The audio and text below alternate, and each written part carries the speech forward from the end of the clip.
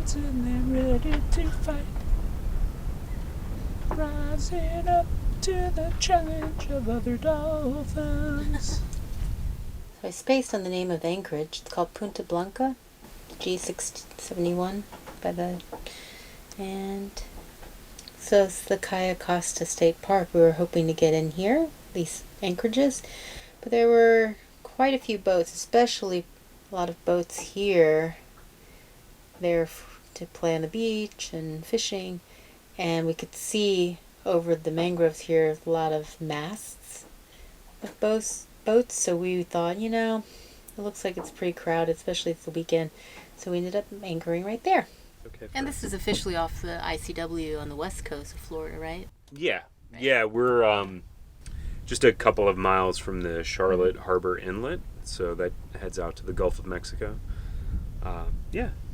Yeah, and on the way here, I think it was a little over 5 hours or 30, almost 40 nautical miles. We had the chance to finally pull out the Genoa and turn off the engine. Yeah. I mean, this has been such a kind of like a long slog of a trip, I think, in general.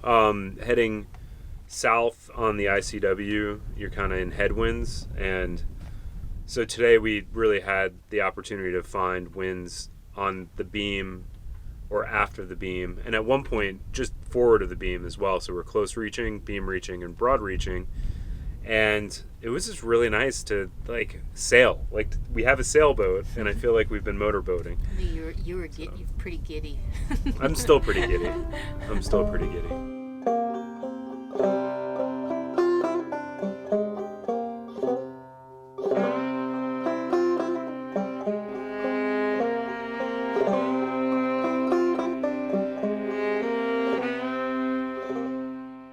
But we also knew that we would have more of those opportunities the way the prevailing winds run on the West Coast, and where we kind of want to go on the West Coast for this trip, that we would have the opportunity to sail more. So we got off the Caloosahatchee River and officially out of the Okeechobee Waterway, and we're able to raise the sails almost immediately, which is awesome.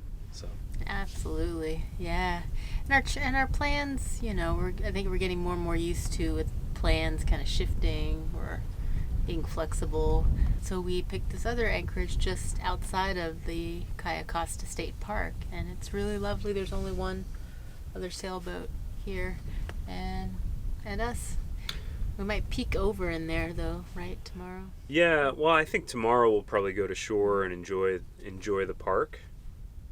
And while we're at it, maybe on our way back, we'll scope out how the anchorage clears out.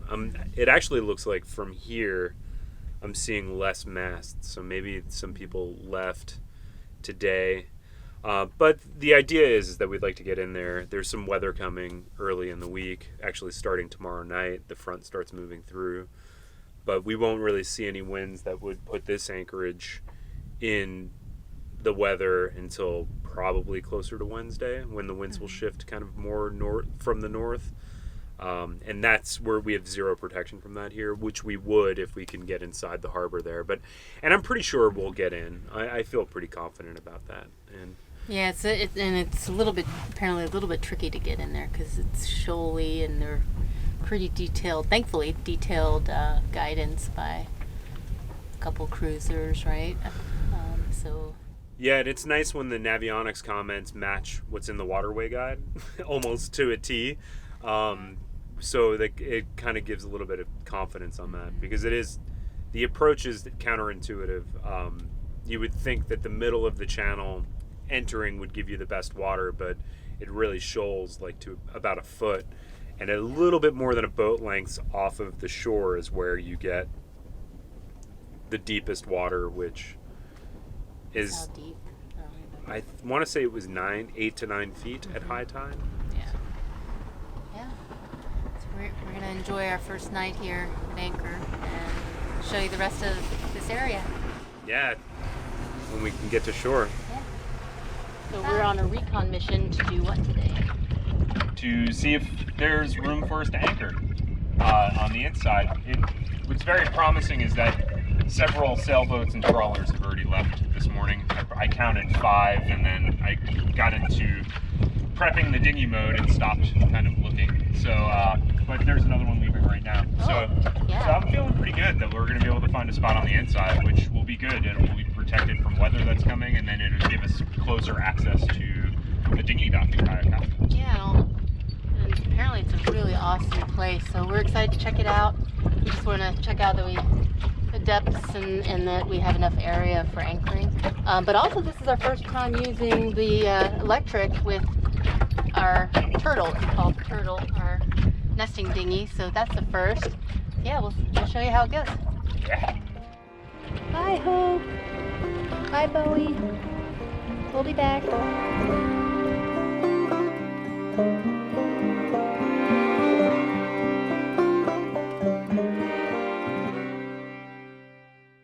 we just asked some cruisers with a 4.5 draft, and they haven't had any issues.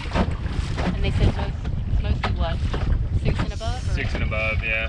6 to 8-ish feet. So we're scoping out a little spot. So yeah, fingers crossed. So we're coming into Cayo Costa, and the Navionics guidelines and what the cruiser we met, his guidelines matched. So we're staying parallel to the shore. 50 to 75 feet, it said. Sure enough, there is a little channel here. It looks beautiful. Already mentioned. And so we found the spot. And in 8 feet of water. We're in 8 feet of water. It got a little shallow, just a little bit to the east of us, which has me slightly concerned, but we'll keep an eye on that. I think we're going to be okay for the next couple of days, but maybe before the next front moves, or the front fully moves through and the wind shift, we might want to tend to our anchor a little bit, whether that means that we turn ourselves around on it manually, or pick up the anchor and reset, or kedge off with our stern anchor. I don't know. We'll figure something out if we need to. I don't think we will. I think we have deep enough water around us. But the pass coming in, that was a nail biter. We'll say that.